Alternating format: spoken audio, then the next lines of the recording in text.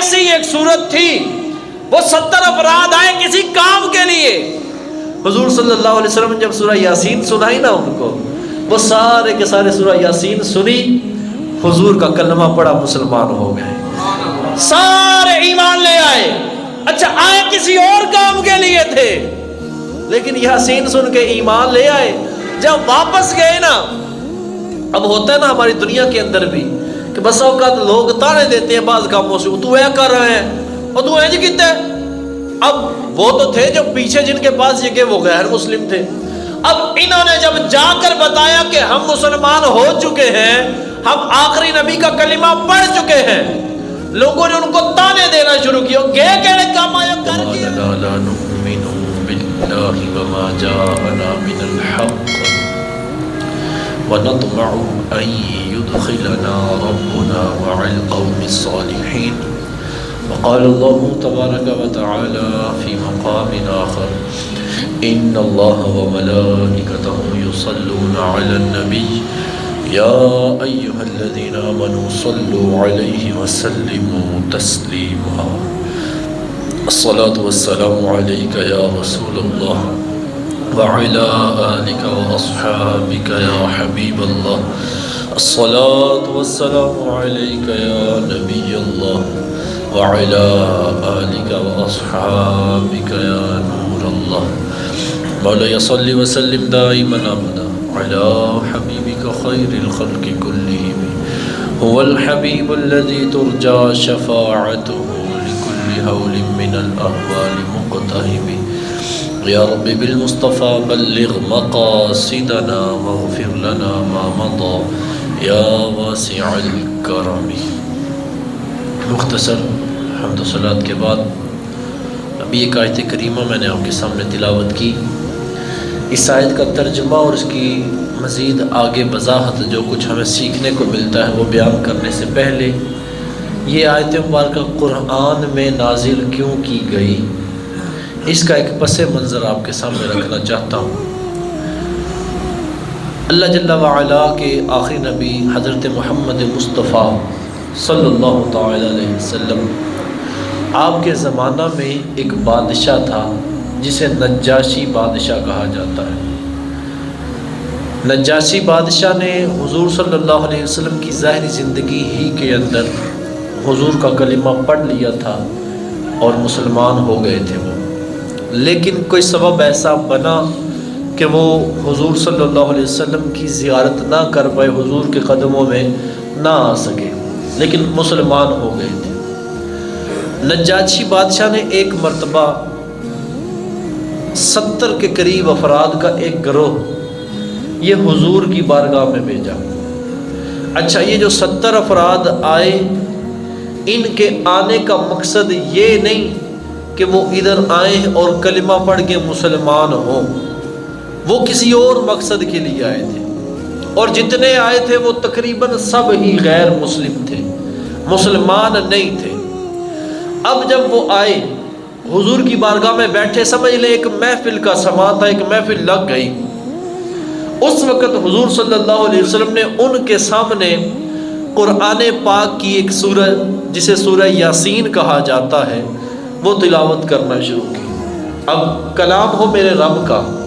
اور تلاوت کرنے والی ذات ہو مصطفیٰ کی۔ ہم آج دنیا کے اندر بھی ایسا ہوتا ہے نا، قرآن تو ہے ہی وہ نا جو کامل و اکمل ہے، بلکہ ہمارے ایمانوں کو تکمیل پہنچاتا ہے، کامل کرتا ہے۔ قرآن تو رب کا کلام ہے، کبھی نقص تو ہے ہی کوئی نہیں نا، لیکن ہم قرآن اگر کبھی کسی اچھے قاری سے سنیں جس کی قرات اچھی ہو، دل کرتا ہے یار یہ پڑھتا جائے میں سنتا جاؤں، ریکارڈنگ مل جائے، کئی ایک قرآن کی ریکارڈنگز ملتی ہیں، بس اوقات بندہ لگاتا ہے، سنتا جاتا ہے، سرور ملتا ہے، سکون ملتا ہے، آنکھوں سے اشک باری شروع ہو جاتی ہے، دل کو سکون مل رہا ہوتا ہے، ایک خاص کیفیت بن رہی ہوتی ہے۔ کیوں؟ کیونکہ ایک تو کلام بڑا اچھا، دوسرا پڑھنے والے کی آواز یہ دل کو لگ رہی ہوتی ہے۔ تو آج یہ دیگر جو دنیا والے ہیں، یہ دیگر جو قرآ ہیں، یہ تلاوت کریں تو ایسا سما بن جاتا ہے ہماری محافل کے اندر، ہماری مساجد کے اندر، ہماری نمازوں کے اندر کہ ہمارا دل کرتا ہے مزید سننے کرنے کا، اور جب کلام ہو رب کا اور تلاوت کرنے والی ذات ہو وہ کہ جن کے اوپر قرآن نازل ہوا ہے، پھر سما کیا ہوگا؟ اب تصور باندھے نا، یہاں 70 بندے بیٹھے ہوں، حضور کی ذات تشریف فرما ہو اور سورہ یاسین کی تلاوت شروع ہے، یاسین والقرآن الحکیم، یوں پڑھ رہے ہیں حضور، تو کیا مزے کو مزے آ رہے ہوں۔ تو اب ایسی ایک صورت تھی، وہ 70 افراد آئے کسی کام کے لیے، حضور صلی اللہ علیہ وسلم نے جب سورہ یاسین سنائی نا ان کو، وہ سارے کے سارے سورہ یاسین سنی، حضور کا کلمہ پڑھا، مسلمان ہو گئے، سارے ایمان لے آئے۔ اچھا آئے کسی اور کام کے لیے تھے، لیکن یاسین سن کے ایمان لے آئے۔ جب واپس گئے نا، اب ہوتا ہے نا ہماری دنیا کے اندر بھی کہ بس اوقات لوگ تانے دیتے ہیں بعض کاموں سے، تو اے کر رہے ہیں اور تو اے جی کیتا ہے۔ اب وہ تو تھے جو پیچھے جن کے پاس یہ کہ وہ غیر مسلم تھے، اب انہوں نے جب جا کر بتایا کہ ہم مسلمان ہو چکے ہیں، ہم آخری نبی کا کلمہ پڑھ چکے ہیں، لوگوں نے ان کو تانے دینا شروع کیا، گئے کہڑے کام آئے ہو، کر کے آئے ہو، کون سا کام کر کے آ گئے ہو؟ وہ جن کو ہم نبی نہیں مانتے، وہ جن کا ہم کلمہ نہیں پڑھتے، جن کو ہم آخری نبی نہیں تسلیم کرتے، تم ان کو مان کے آ گئے ہو۔ تو اب یہ ان کو جب تانے ملنا شروع ہوئے، اس وقت ان افراد نے جواب کیا دیا؟ وہ جواب ایسا پیارا جواب کہ اللہ تبارک و تعالیٰ کو اتنا پسند آیا ان کا جواب، رب نے ان کا جواب اٹھایا قرآن کے اندر ذکر فرما دیا۔ وہ جواب ہے کیا؟ جب تانے ملے نا تو ان لوگوں نے، صحابہ بن چکے ہیں، ابھی تو صحابی بن چکے ہیں، انہوں نے جو جواب دیا تھا وہ کیا تھا؟ وہ انہوں نے کہا وَمَا لَنَا لَا نُؤْمِنُ بِاللَّهِ، ہمیں کیا ہے ہم اللہ پر، وَمَا جَاءَنَا مِنَ الْحَقِّ، اور جو حق ہمارے پاس آیا ہے ان پر ایمان نہ لے کر آئے۔ کیا وجہ ہے کہ ہم اللہ پر اور حضور پر ایمان نہ لے کر آئے، حالانکہ وہ تو سچے ہیں؟ اب آگے انہوں نے ایک خواہش کا اظہار کیا کہ اے لوگو تم ہمیں تانے دیتے ہو ایمان لانے پر، ہم تو یہاں امیدیں ہی کچھ اور لگائے بیٹھے ہیں، ہم تو یہاں پر کچھ اور ہی سوچ کے بیٹھے ہیں، تم صرف ایمان لانے پر تانے دے رہے ہو۔ وَنَطْمَعُ أَن يُدْخِلَنَا رَبُّنَا مَعَ الْقَوْمِ الصَّالِحِينَ، ہم تو یہ خواہش کرتے ہیں، ہم تو یہ طمع رکھتے ہیں کہ ہمارا رب ہمیں جو صالحین ہیں، جو نیک بندے ہیں، ان کے ساتھ جنت میں داخل فرما دے۔ یہ ایسی خواہش تھی، اللہ کو ایسی پسند آئی، رب تبارک و تعالیٰ نے قرآن کے اندر نازل بھی اس کو فرمایا، ساتھ میں اللہ تبارک و تعالیٰ نے اس کا جو صلہ ہے، جو جواب ہے، وہ بھی رب تبارک و تعالیٰ قرآن کے اندر ہی بیان فرماتا ہے، فرمایا فَأَثَابَهُمُ اللَّهُ بِمَا قَالُوا جَنَّاتٍ تَجْرِي مِن تَحْتِهَا الْأَنْهَارُ خَالِدِينَ فِيهَا، ان کے اس خواہش کی وجہ سے، ان کہنے کی وجہ سے، یہ جو انہوں نے کہا تھا وَنَطْمَعُ أَن يُدْخِلَنَا رَبُّنَا مَعَ الْقَوْمِ الصَّالِحِينَ، کہ ہمارا رب ہمیں صالحین قوم میں داخل کر لے، ہم یہ خواہش رکھتے ہیں۔ فرمایا رب نے ان کے اس کہے کی وجہ سے ان کو ایسی جنتیں عطا فرما دی ہیں جن کے نیچے نہریں بہتی ہوئی ہوں گی۔ فرمایا ان جنتوں میں داخل ہوں گے، خالدین فیہا، اس میں ہمیشہ کے لیے رہیں گے۔ جو بندہ جنت میں چلا گیا کبھی اس کو جنت سے نکالا نہیں جائے گا۔ اب یہاں پر جو میں نے کچھ آپ کے سامنے چیزیں عرض کرنی ہیں، وہ جو اس آیت کا آخری حصہ تھا وَنَطْمَعُ أَن يُدْخِلَنَا رَبُّنَا مَعَ الْقَوْمِ الصَّالِحِينَ، ہم یہ چاہتے ہیں ہمارا رب ہمیں اچھی قوم صالحین کے ساتھ داخل فرما دے۔ اس کے متعلق چند باتیں، اللہ تبارک و تعالیٰ کے اوپر ایمان تو وہ لا چکے تھے نا، لیکن ہوتا ہے نا ہم دنیا کے اندر بھی بندے کو بعض نکتے بڑے پسند آ جاتے، یار اے جڑی نے گل کی ہے نا بڑی کمال دی کی سو، رب کو ان کی بات ایسی پسند آئی، رب تبارک و تعالیٰ نے ان کی بات کو یہاں پر ذکر بھی فرمایا، اور ان کی یہ خواہش ایسا نہیں کہ صرف ان کی خواہش ہے، یہ ایک ایسی خواہش ہے، کائنات کے اندر سب سے اعلیٰ ہستیاں کون ہیں؟ انبیاء کرام علیہ السلام، رب کی ذات سب سے اعلیٰ، لیکن جتنی مخلوق ہے، مخلوق میں سب سے اعلیٰ جو ہستیاں ہیں وہ انبیاء کی ذات ہے۔ انبیاء وہ کہ جو خود رب کی پہچان کروانے کے لیے آتے ہیں۔ انبیاء وہ جو رب کی کتاب لے کر آتے ہیں، رب کے احکام لے کر آتے ہیں، لوگوں کو رب کے راستے کی طرف لے کر چلتے ہیں۔ وہ انبیاء جو رب کے برگزیدہ بندے ہوتے ہیں، وہ انبیاء جو رب کے چنیدہ بندے ہوتے ہیں، جو ہر برائی سے ہر گناہ سے پاک ہوتے ہیں، جن کو رب نے معصوم بنایا ہوتا ہے کہ کبھی گناہ کر ہی نہیں سکتے۔ یہ ایسے انبیاء، اور اللہ تبارک و تعالیٰ نے یہ جو اوپر یہاں پر میں نے عرض کیا نا کہ ان کی ایک قول نقل کیا تھا دیگر لوگوں کا، صحابہ کا، کہ انہوں نے کہا تھا کہ ہم چاہتے ہیں اللہ ہمیں صالحین کے ساتھ ملا دے۔ یہ ایک ایسی خواہش ہے کہ رب کے انبیاء بھی یہ خواہشات کیا کرتے تھے، رب کے انبیاء بھی یہ رب سے دعائیں کیا کرتے تھے۔ قرآن مجید کو اگر ہم کھولیں اور دیکھیں تو اللہ تبارک و تعالیٰ کے پیارے محبوب، اللہ تبارک و تعالیٰ کے نبی حضرت سیدنا یوسف علیہ نبینا وعلیہ السلام، آپ نے رب کی بارگاہ میں جو دعا کی وہ یہی تھی، وَأَلْحِقْنِي بِالصَّالِحِينَ، اے مولا مجھے صالحین کے ساتھ ملا دے۔ حضرت ابراہیم علیہ السلام آپ رب کی بارگاہ میں دعا کرتے ہیں، ربی حب لی حکما، اے میرے مولا مجھے حکمت عطا فرما، وَأَلْحِقْنِي بِالصَّالِحِينَ، اور مجھے صالحین کے ساتھ ملا دے۔ حضرت سلیمان علیہ السلام آپ نے رب کی بارگاہ میں جو دعا کی وہ دعا یہ تھی، وَأَدْخِلْنِي برحمتک فی عبادک الصالحین، اے مولا اپنی رحمت کے صدقے میں جو تیرے صالحین بندے ہیں مجھ کو ان کے اندر داخل فرما دے۔ تو وہ انبیاء جو پاکیزہ ہیں، جو خود جنتی ہیں، لوگوں کو جنت کا راستہ بتانے کے لیے آئے ہیں، وہ انبیاء بھی رب کی بارگاہ میں جب دعائیں کرتے ہیں تو کیا مولا صالحین کے ساتھ ہمیں بھی کر دے، مولا ہمیں بھی صالحین میں ملا لے۔ یہ یقیناً ہماری ترغیب کے لیے ہے۔ رب نے جو بیان فرمایا اس کی بڑی حکمتیں، اور ان میں یہ بھی ہوگی کہ دیگر جو قومیں آ رہی ہیں، جو میرے پیارے حبیب کی امت آ رہی ہے، وہ اسے سبق حاصل کرے کہ وہ برگزیدہ بندے وہ صالحین کے ساتھ ملنا چاہیں۔ آج اس چیز کو دیکھا جائے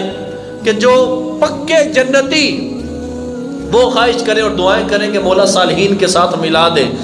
آج ہم اپنے آپ کو دیکھیں، ہم نے اپنا جو برائٹنس ہے، جو مستقبل ہے، اس کو کہہ رہے ہوتے ہیں کہ جی فیوچر کے ساتھ ہمارا مستقبل یہ جڑا ہوا ہے، فیوچر کے ساتھ ہماری آنے والی زندگی کی جو خوشیاں ہیں وہ جڑی ہوئی ہیں۔ آج یہ ٹیکنالوجی کا دور ہے، سائنس کا دور ہے، آج لوگ ترقیاں کر رہے ہیں، تو ہم دیکھ رہے ہوتے ہیں دنیاوی طور پر جس قوم نے ترقی کی ہے، ہمارے آپس میں گفتگو ہوتی ہے تو یہی ہوتی ہے کہ ہم دیکھیں جی وہ قوم اتنی ترقی کر گئی، وہ قوم اتنی ترقی کر گئی، ان کے یہاں پر یہ چیز اتنے سال پہلے آ گئی، ہمارے پاس اتنے سال بعد آتی ہے، وہ لوگ اتنا آگے بڑھ گئے، وہ چاند پر چلے گئے، وہ اتنے چلے گئے۔ آج جو لوگ چاند پہ جاتے ہیں ان کا تذکرہ ہوتا ہے میرے محبوب نے چاند کے 2 ٹکڑے کر دیے، ان کے طریقے پر نہیں چلنا۔ میرے محبوب تو وہ ہے چاند کے ٹکڑے کر دے، سورج گئے ہوئے کو واپس لوٹا دے، سورج کو اپنی جگہ پر ٹھہرا دے، درختوں کو اپنی جگہ سے اکھاڑ دے، اور ایک اشارے کے ساتھ میں آج ان قوموں کے پیچھے چلنے کی تو چاہتا ہوں جو قومیں دنیاوی طور پر مجھے ترقی کی ہوئی نظر آتی ہیں۔ مجھے یہ لگتا ہے کہ میرا مستقبل انہی کی طرح ہونا چاہیے۔ میں یہ کیوں نہیں دیکھتا کہ میرا مستقبل ان کے ساتھ نہیں ہے، ان کا ہوگا ان اپنا طریقہ یہ، لیکن مسلمان کا جو مستقبل ہے اس کا تعلق اس کے اسلاف کے ساتھ ہے۔ میں اگر آگے دیکھوں گا تو پھر میں اپنی آخرت کو سنوار نہیں پاؤں گا، اگر آخرت سنوارنی ہے تو پھر مجھے اپنے سلف صالحین کو دیکھنا پڑے گا، ان کا طریقہ کیا تھا۔ لوگ دیکھتے ہیں نا آئندہ یہ ہونا چاہیے، 20 سال بعد یہ ہوگا، 50 سال بعد یہ ہوگا۔ اگر مسلمان نے اپنی ترقی دیکھنی ہے تو اس کو یہ دیکھنا پڑے گا آج سے 100 سال پہلے ہمارے جو بزرگ تھے وہ کیسے نیک اعمال کیا کرتے تھے، آج سے 500 سال پہلے جو ہمارے بزرگ تھے جو نیک بندے تھے وہ کیسے عبادت کیا کرتے تھے، حضور کیسے عبادت کرتے، صحابہ کیسے عبادت کرتے، تابعین کیسے عبادت کرتے، تبع تابعین کیسے عبادت کرتے۔ اس کے بعد دیگر جتنے مسلمان آتے گئے، صالحین آتے گئے، غوث پاک آئے، داتا صاحب آئے، خواجہ غریب نواز آئے، یہ سارے کیسے عبادت کرتے رہے۔ اگر آج میں کامیاب ہونا چاہتا ہوں تو مجھے ان کو دیکھنا پڑے گا، ان کو دیکھوں گا تو کامیابی ہے۔ آج ان کو دیکھوں گا، آج میں پیچھے مڑ کے دیکھوں گا تو میرے لیے آگے کا راستہ آسان ہو جائے گا، اور اگر میں کہوں نہیں جی نہیں جو گزر گیا اس کو چھوڑو،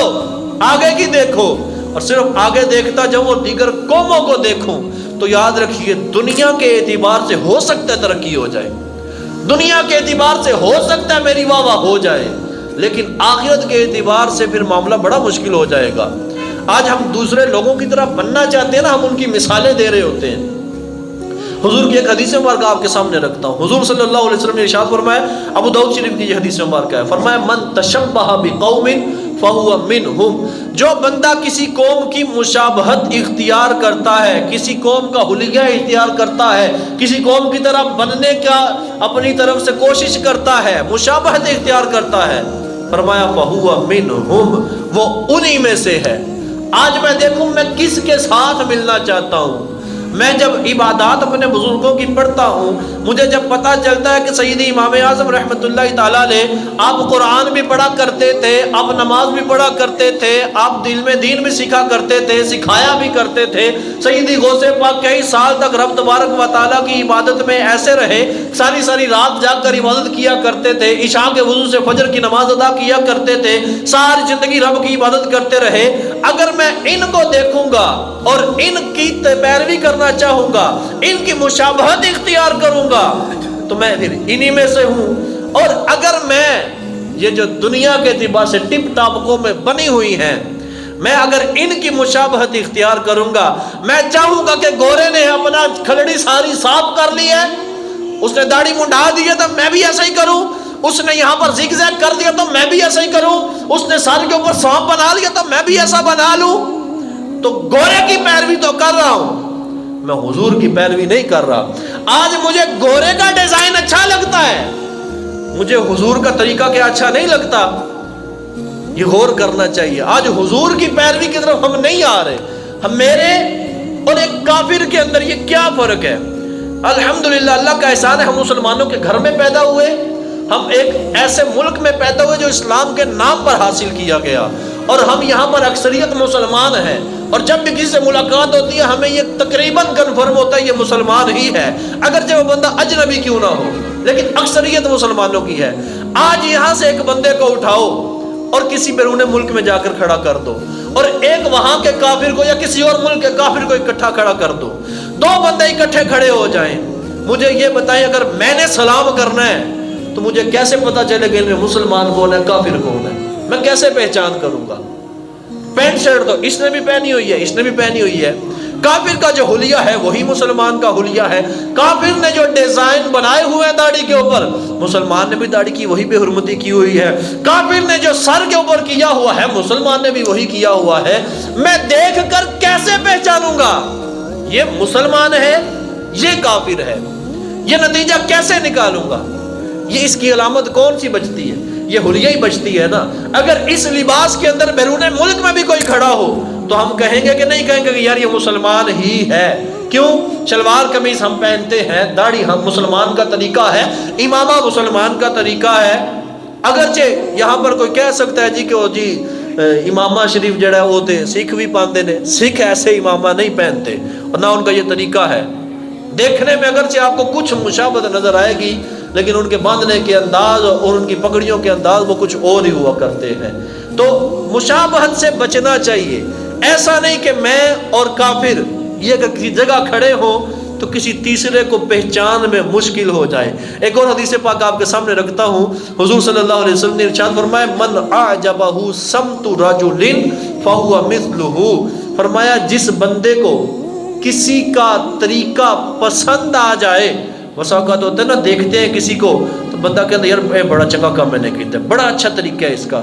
فرمایا جس کو جس بندے کا طریقہ پسند آ جائے وہ اسی کی مثل ہے۔ اگر مجھے کسی مسلمان کا طریقہ پسند آئے، اگر میری عقل کے اندر اللہ کے جو نیک بندے ہیں ان کا طریقہ اچھا ہو فہو مثلہ، وہ اسی کی مثل ہے۔ اور اگر مجھے کافر کا طریقہ تو پسند آئے لیکن مسلمانوں کے اندر خامیاں نظر آئیں اور اسلام کے اندر خامیاں نظر آئیں اور اسلام کے احکام کے اوپر میں کلام کروں کہ نہیں جی نہیں جہاد کا حکم نہیں ہونا چاہیے، پردے کا حکم نہیں ہونا چاہیے، یہ حکم نہیں ہونا چاہیے، سود حرام نہیں ہونا چاہیے، رشوت حرام نہیں ہونی چاہیے، اگر میں اسلام کے طریقے کو معاذ اللہ ثم معاذ اللہ چھپے اور ظاہر الفاظ کے ساتھ ان کے اوپر تو کلام کروں لیکن گورے کا طریقہ اور کافر کا طریقہ اور غیر مسلم کا طریقہ مجھے اچھا لگے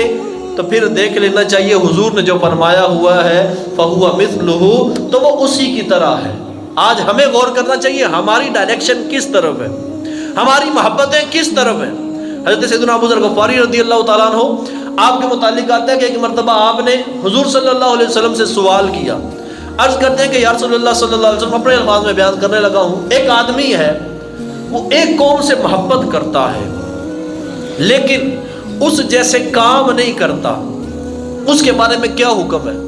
حضور نے پتہ کیا ارشاد فرمایا؟ حضور نے ارشاد فرمایا انتا یا ابا ذر مع من احببتا، اے ابو ذر تو جس سے محبت کرتا ہے کل بروز قیامت اسی کے ساتھ ہوگا۔ اب دیکھ لینا چاہیے میں کس سے محبت کرتا ہوں۔ اچھوں کے ساتھ رہیں گے، اچھوں کی نقل کریں گے۔ اچھا، نقل میں بھی ایک ہوتا ہے کہ نقلان لانا اور ایک ہوتا ہے کسی اچھے کی نقل کرنا۔ اچھے کی اگر نقل کریں گے تو یہ بھی بندے کے بیڑے پار کر دیتی ہے، دنیا کے اندر بھی بیڑے پار ہو جاتے ہیں، آخرت کے اندر بھی صالحین کی اگر صحبت ملے گی تو بیڑے پار ہو جائیں گے۔ آج دنیا میں ہم دیکھتے نہیں ہیں کہ کئی مرتبہ ایسا ہوتا ہے ہم اگر آپس میں 4-5 دوست بیٹھے تو ہماری زبان کے اوپر گالیاں، غیبت، چغلی، حسد، یہی چیزیں ہوں گی، تانے ہوں گے، ہم کھل کے گالیاں نکال رہے ہوں گے، لیکن مسجد کا امام بیچ میں بیٹھ جائے اور ہو پرہیزگار، یا کوئی عالم دین بیٹھ جائے، کوئی مفتی صاحب بیٹھ جائیں، کوئی پیر صاحب بیٹھ جائیں، کوئی علامہ صاحب بیٹھ جائیں، تو پھر وہاں پر ٹھہر جاتے ہیں، سنبھل جاتے ہیں۔ اب نہیں قاری صاحب نال بیٹھے، علامہ صاحب بیٹھے ہیں جی، گال نہیں کٹنی ہے، گالی نہیں نکالنی ہے، بندہ رک جاتا ہے، زبان کو روک لیتا ہے۔ دنیا میں یہ فائدہ ہوا ساتھ بیٹھے ہو تو کچھ نہ کچھ دیر گناہوں سے تو بچ گئے ہو، آخرت کے اندر مرنے کے بعد بھی اس چیز کے فوائد ہوتے ہیں۔ سیدی اعلیٰ حضرت رحمۃ اللہ تعالیٰ کے ملفوظات کو اکٹھا کیا گیا اور کتاب کا نام ہے ملفوظات اعلیٰ حضرت۔ اس کے اندر ایک یہ واقعہ لکھا ہوا ہے، سیدی اعلیٰ حضرت نے کسی کے اعتبار سے نقل فرمایا کہ انہوں نے فرمایا تھا کہ ایک مرتبہ ایک بندہ اس کا انتقال ہو گیا، انتقال کے کچھ عرصے بعد کو بارشیں وغیرہ تھیں، تو اب بارشوں کی وجہ سے معاملہ ایسا بنا قبر کھل گئی۔ قبر جب کھلتی ہے نا تو اندر سے جب بندے کو دیکھتے ہیں وہ دیکھتا کہ قبر کے اندر پانی چلا گیا ہے۔ لوگوں نے فیصلہ یہ کیا کہ ایسا کرتے ہیں جی بندے کی کوئی لاش کو نکالتے ہیں، دوسری جگہ پر جا کر دفنا دیتے ہیں۔ اب آپس میں مفتی بڑھے، قبر کھودی، قبر جیسے ہی کھودی تو کیا دیکھتے ہیں وہ جو بندہ چند دن پہلے اس کا انتقال ہوا تھا اس کی ناک کے پاس 2 بڑے ہی پیارے خوبصورت سے پھول ہیں، اور یوں محسوس ہوتا ہے کہ بندہ جیسے پھولوں کو سونگھ نہیں رہا، اس کی خوشبو کے لیے 2 بڑے پیارے پھول ہیں۔ بڑے لوگ خوش ہوتے ہیں، اس کی لاش کو اٹھاتے ہیں، دور ایک جگہ پر تھوڑا سا سائڈ پہ کر کے قبر کھودتے ہیں، وہاں پر اس کو رکھتے ہیں۔ جیسے ہی رکھتے ہیں نا وہ جو 2 تھے پھول وہ سانپ کی شکل کا اختیار کر لیتے ہیں۔ اب یہ بڑے لوگ تعجب میں آتے ہیں، یہ کیا؟ سانپ اس کے منہ کو نوچنا شروع ہو گئے۔ کسی اللہ والے سے پوچھا کہ حضرت یہ دیکھیں ہم نے یہ دیکھا تھا، یہ ہو گیا۔ ان حضرت نے پھر جواب میں کہا کہ یہ جو تم کو سانپ نظر آ رہے ہیں نا یہ پہلے بھی سانپ ہی تھے، لیکن وہاں پر کسی اللہ کے نیک بندے کا مزار ہوگا، اللہ کا نیک بندہ کوئی دفن ہوگا جس کے قرب میں اس کی قبر تھی، تو اس کے قرب کی برکت سے یہ سانپ پھول بن چکے تھے۔ اب جب تم نے ہٹایا وہ اپنی اصل شکل کے اندر واپس آ گئے ہیں۔ تو یہ بندے کو مرنے کے بعد بھی فائدے ہوتے ہیں۔ اللہ نے قرآن کے اندر نہیں فرمایا کونوا مع الصادقین، سچوں کے ساتھ ہو جاؤ،